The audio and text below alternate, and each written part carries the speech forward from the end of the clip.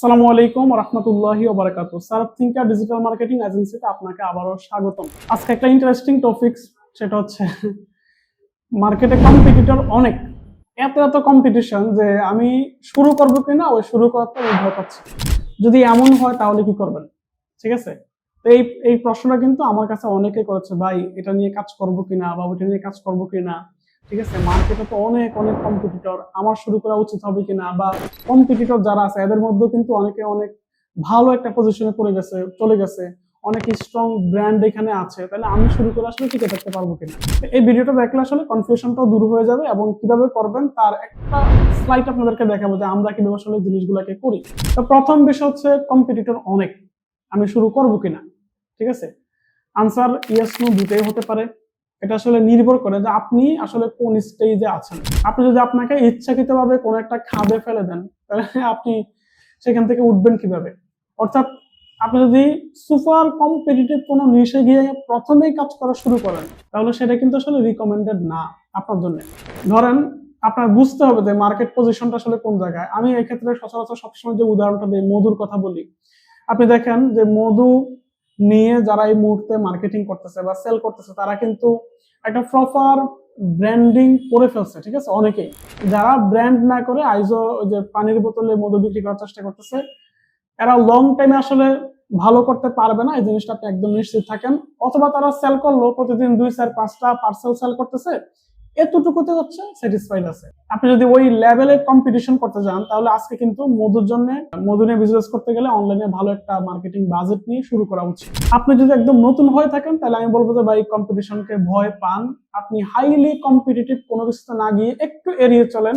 Competition কম আছে, মানুষের চাহিদা আছে এমন কোনো জিনিসকে আপনি ধরেন, সেটাতে আপনার অনেক বেশি কাজে লাগবে এবং আপনি এখানে সার্ভাইভ করতে পারবেন। আর যদি এরকম হয় যে আপনার পূর্ব অভিজ্ঞতা অনেক ভালো, অন্যান্য প্রোডাক্ট নিয়ে আপনি কাজ করছেন, অনলাইনে সেল করছেন, অনলাইনে টোটাল ইকোসিস্টেম সম্পর্কে আপনি জানেন, একদম মানে কন্টেন্ট ক্রিয়েশন থেকে শুরু করে কাস্টমারের হাতে পৌঁছানো পর্যন্ত পুরো প্রসেস আপনার জানেন, আপনার কাছে বাজেট ভালো থাকে, তাহলে সব এগুলোর উপর ভিত্তি করে আপনি একটা বাজেট নিয়ে কম্পিটিশন করতে পারেন, কম্পিটিটিভ নিশেও কিন্তু যেতে পারেন। আপনি তখন মার্কেটিং এর ডে ওয়ান থেকে আপনি অন্যদের সাথে হাড্ডাহাড্ডি লড়াই করতে পারবেন অথবা তাদের সাথে বেটার করতে পারবেন। ঠিক আছে, তো এই পুরো বিষয়টা আপনি শুরু করবেন কি করবেন না, বা বাজেট খরচ করবেন কি করবেন না, ইচ এন্ড এভরিথিং নির্ভর করে কিন্তু রিসার্চের উপরে।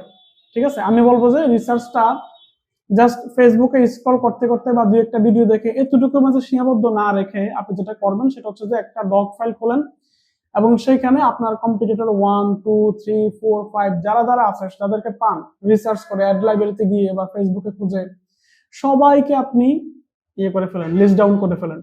পরে তাদের ভালো দিকগুলো দেখেন, তাদের খারাপ দিকগুলো দেখেন, যেমন তাদেরকে বিএসটিআই সার্টিফিকেশন আছে নাকি নেই।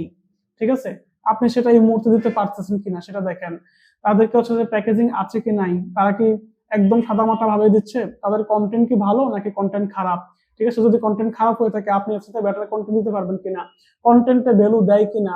ঠিক আছে, এইভাবে ইচ এন্ড এভরিথিং আপনার আসলে দেখা উচিত। দেখে আপনি যখন রিসার্চটা করবেন এবং লিখিত করে রিসার্চ করবেন, তখন আপনি একসাথে লিস্ট ডাউন করতে পারবেন যে আমার কম্পিটিটরের টোটাল অ্যাডভান্টেজ গুলো কি কি, তাদের উইক পয়েন্ট গুলো কি কি, তাদের উইক পয়েন্ট থেকে কয়টা উইক পয়েন্ট নিয়ে আমি ফিল আপ করে দিতে পারবো, আমি কাজ করে সেখানে ভালো করতে পারবো। এভাবে ক্যালকুলেশন করে তখন হচ্ছে যে আপনি একটা মানে বাজেট নিয়ে নামলে তখন আপনি ডেফিনেটলি ভালো করতে পারবেন। আমরা যেভাবে রিসার্চ করি তার একটা স্লাইড আমি আপনাকে জাস্ট দেখাচ্ছি স্ক্রিনে। তো যেটা বলছিলাম যে কম্পিটিটর যারা আছে তাদেরকে আপনি ইয়ে করেন, নাড়াচাড়া করেন, তাদের ভালো মন্দ দিকগুলো দেখেন এবং সেখান থেকে আপনি আপনার মতো করে একটা জিনিস বের করে আনেন যে তাদের কি কি ভালো দিক আছে, তাদের কি কি খারাপ দিক আছে, এবং তাদের খারাপ দিকগুলো আমি কিভাবে আমার কন্টেন্টে বা আমার প্রোডাক্টে আমি অ্যাড করে সেটাকে ফিল আপ করে দিতে পারি, এবং তাদের যে ভালো দিক আছে সেখান থেকে আমি কতগুলো বিষয় আমার জায়গা থেকে এনশিওর করতে পারি। এভাবে রিসার্চ করলে কিন্তু আপনি একটা গ্যাপ পেয়ে যাবেন, যে গ্যাপটা ফিল আপ করে দেওয়ার কারণে আপনি কিন্তু মার্কেটে টিকে থাকতে পারবেন।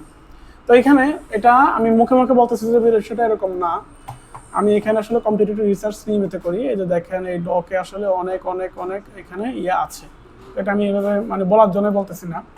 তো এখানে ধরেন আমি যে কোনো একটা ভিতরে যাই, এখানে ডিটেলসে কিন্তু আমরা এগুলা সব স্টাডি করছি যে কে কে আছে কে কে নাই। ঠিক আছে, তাদের ইচ এন্ড এভরিথিং। তো তো আপনি হচ্ছে যে মানে কম্পিটিশনকে ভয় না পেয়ে আপনি এভাবে হচ্ছে যে রিসার্চটা করবেন, তাদের ভালো মন্দ দিকগুলো আনবেন এবং সেখান থেকে আপনি সেই অনুযায়ী কন্টেন্টটা তৈরি করবেন। তখন হচ্ছে যে আপনি কম্পিটিশনে আসলে টিকে থাকতে পারবেন। তো আশা করি স্ক্রিনে দেখে আপনি পুরো বিষয়টা বুঝতে পেরেছেন। এই বিষয়ে কোনো প্রশ্ন থাকলে কমেন্ট করে জানাতে পারেন এবং আমার চ্যানেলে নতুন হয়ে থাকলে চ্যানেলটিকে সাবস্ক্রাইব করে রাখতে পারেন, যাতে করে ভবিষ্যতে কোনো ভিডিও আসলে আপনি সাথে সাথে নোটিফিকেশন পেয়ে যান। ধন্যবাদ, ভালো থাকবেন। আসসালামু আলাইকুম।